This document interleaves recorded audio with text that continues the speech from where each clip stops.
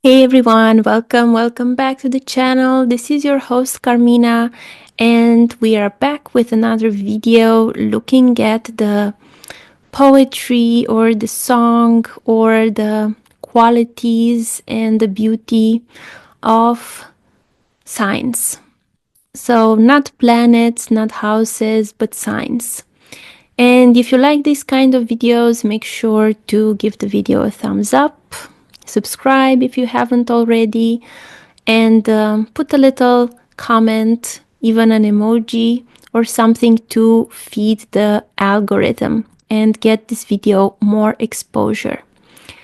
Okay, that being said, today's topic is the sign of Sagittarius. And I'm doing my best to look in the camera because I've noticed in my previous videos that, I'm thinking, I'm looking up, and it feels like I'm not connecting with you guys, but this is how I get my inspiration. I like looking up. But I feel that it's better that I look in the camera, so I'm gonna do my best. Okay, Sagittarius.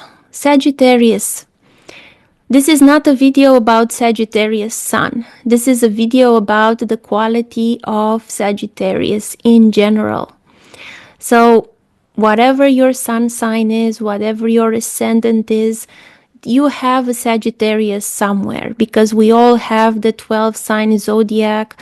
We all have the 12 archetypes somewhere in our chart. It could be associated to a planet or just to a house, but for sure you have it in there. So this is not a video about predictions for Sagittarius Sun, although it can apply to that too.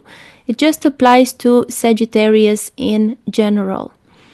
And because now we are in Sagittarius season, there is the whole energy of Sagittarius that is around us. And this inspired me to talk about it. I personally have Sagittarius in the second house, and I have there Jupiter and the South Node.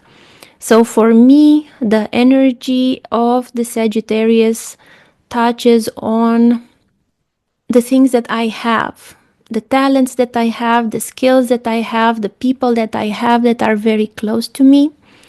I personally have friends that are very dear to me that are Sagittarius Sun or Sagittarius Moon. And even Sagittarius Ascendant people I get along very well with. So I have this tenderness in my heart for Sagittarius oriented people, let's say. And what are some qualities that I notice in Sagittarius?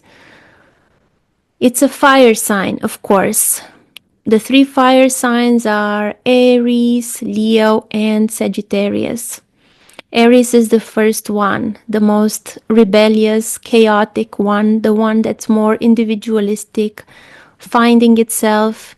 Leo is the more fixed, stable, anchored one that's more for the tribe, for the family. That's the sign of Leo. And then we have Sagittarius, which is the third, the last, so the wisest, but still a fire sign. So it still has that restlessness of fire, like it wants to burn something, it wants to burn for something. That's Sagittarius, like it wants to burn passionately for an idea, for something spiritual, for something higher than themselves, something higher than a person or even than a tribe. It's for an idea or for the collective. That's the beauty of Sagittarius, of looking beyond.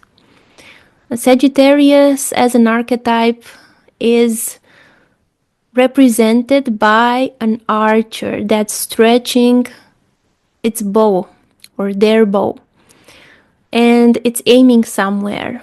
And Sagittarius has this quality of being a visionary. It's stretching its bow towards something that is not yet known, but something that is envisioned, something that is wished for and hoped for and prayed for.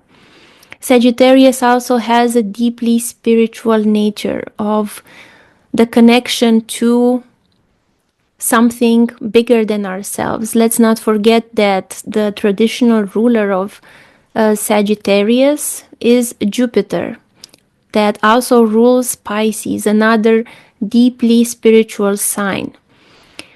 So Sagittarius has this yearning for something greater, something that is out there, but it's also actively pursuing it because it's a masculine fire sign. So it's pursuing, burning, being excited, being passionate, having fervor about something that could benefit the collective, not just the individual. Sagittarius also has a very jovial nature, a very optimistic and enthusiastic and humorous, fun, all these things that pertain to Jupiter and the greatness and the abundance and the expansiveness of Jupiter, but in a fiery way, in a fiery and sometimes brazen, still all in good fun, usually with Sagittarius. Again, because it's a fire sign, it loves freedom. It does not want to be contained. Sagittarius wants to have the freedom to explore. It also corresponds to the Sagittarius being the ninth sign in the zodiac. It has an affinity with the ninth house of pilgrimage, of travel for inspiration, travel for finding something spiritual. It does not like to sit still. It wants to explore and discover new countries, new places, something new that it can be inspired from and it can be nourished from. So it nourishes by moving and by burning for an ideal. These are all, of course, the positive, the ideal side of Sagittarius. Every sign, everything has a shadow side. Sagittarius that is afflicted or that is not in tune with its energy and its core can become destructive. Like every fire sign, it can become fanatical, it can become overbearing, it can become elusive and out of touch and evasive. When we were talking about Scorpio last month, we were connecting it to the fire in the water of the dying leaves and the colors of dark orange and brown and dark red, everything that's in autumn, that's making this transition from summer to autumn. And the color associated to Sagittarius is orange, the orange that you see in the clothes of the Buddhist monks, that kind of spiritual orange of the fire that is oriented towards the collective and towards something greater than the self. Orange is actually the color that's also associated